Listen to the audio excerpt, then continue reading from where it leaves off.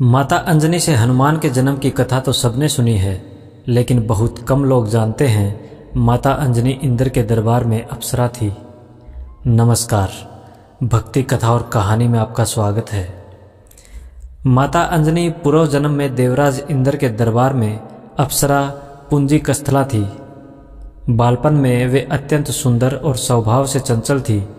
एक बार अपनी चंचलता में ही उन्होंने तपस्या करते एक तेजस्वी ऋषि के साथ अभद्रता कर दी।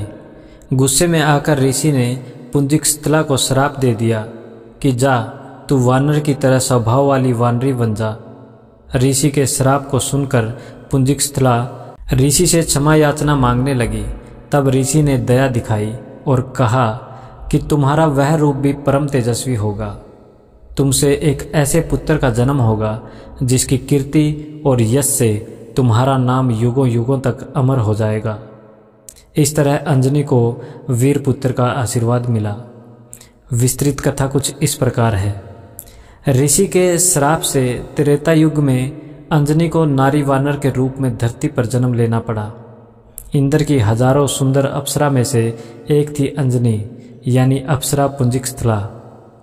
इंद्र ने जब उन्हें मनचाहा वरदान मांगने को कहा, तब उन्होंने हिचकिचाते हुए उनसे कहा कि उन पर एक तपस्वी साधु का श्राप है। अगर हो सके तो उन्हें उससे मुक्ति दिलवा दें। इंद्र ने कहा कि वह उस श्राप के बारे में बताएं। क्या पता वह उस श्राप से उन्हें मुक्ति दिलवा दें। तब पुंजिकस्थला ने बताया, किशोर अवस्था में जब मैं खेल रही थी तो मैंने एक वानर को तपस्या करते देखा। मेरे लिए यह एक बड़ी आश्चर्य वाली घटना थी, इसलिए मैंने उस तपस्वी वानर पर फल फेंकने शुरू कर दिए। बस यही मेरी गलती थी, क्योंकि वह कोई आम वानर नहीं बल्कि एक तपस्वी साधु थे। मैंने उनकी तपस्या भंग कर दी और क्रोधित होकर उन्होंने मुझे श्राप दे दिया कि जब भी मुझे किसी से प्रेम होगा तो मैं वानर बन जाऊंगी। मेरे बहुत गिड़गिड़ाने और माफ़ी मांगने पर उस साधु ने कहा कि मेरा चेहरा वानर होने के बावजूद उस व्यक्ति का प्रेम मेरी तरफ कम नहीं होगा। अपनी कहानी सुनाने के बाद पुंजिकस्थला ने कहा कि अगर इंद्रदेव उन्हें इस श्राप से मुक्ति दिलवा सके तो वह उनकी बहुत आभारी होंगी। इंद्रदेव ने उन्हें कहा कि इस श्राप से मुक्ति पाने के लिए धरती पर जाकर वास करना होगा, जहां वह अपने पति से मिलेंगी।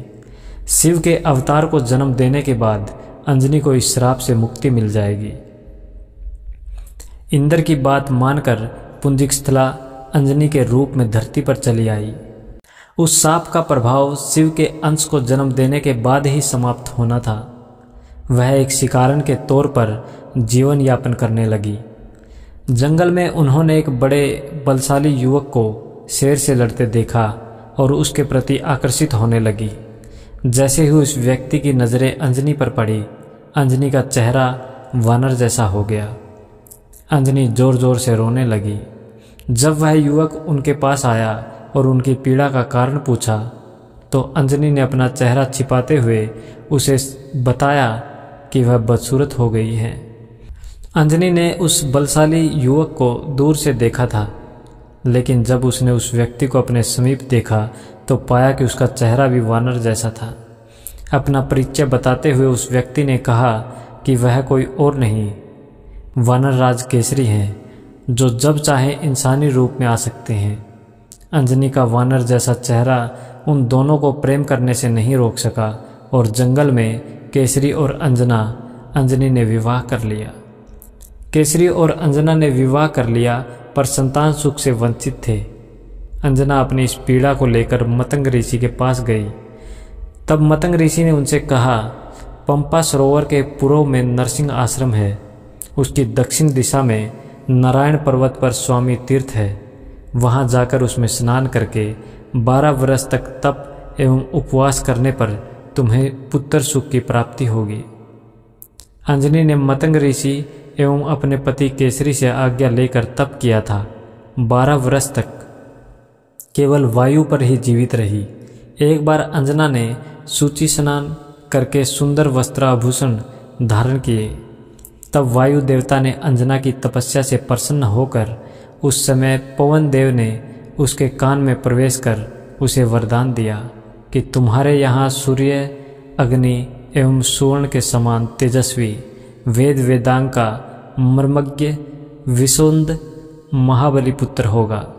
इस आशीष के बाद वे शिव की आराधना और तपस्या में लीन रही।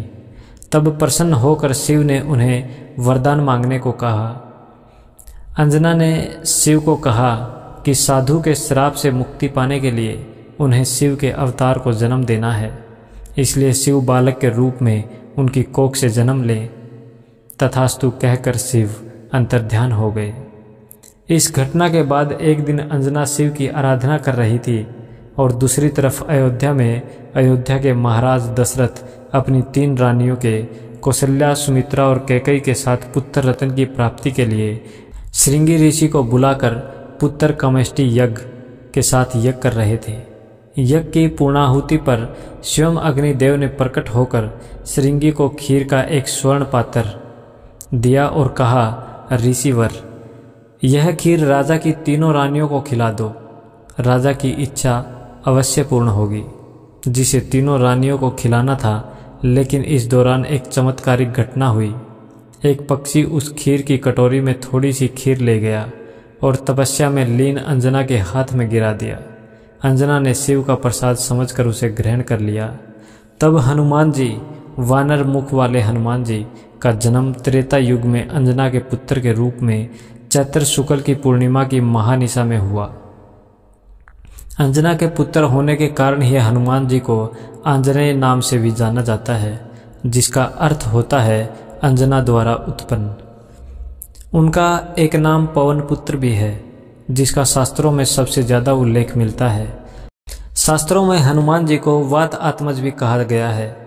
वात आत्मज यानी जो वायु से उत्पन्न हुआ हो। इस तरह माता अंजनी ने सिर्फ बजरंगबली को जन्म देने के लिए पृथ्वी पर अवतरण लिया था। जय बजरंगबली, जय हिंद।